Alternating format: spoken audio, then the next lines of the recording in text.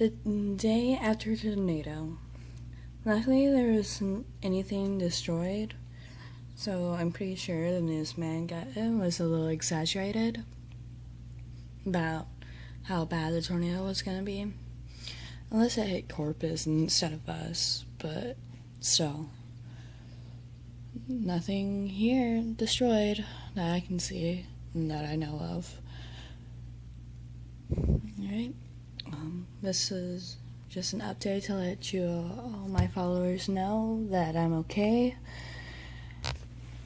I'm still alive, I'm still waking up, but yeah. Everything's good. Look, someone else is alive. Well, I gotta go, guys. Bye.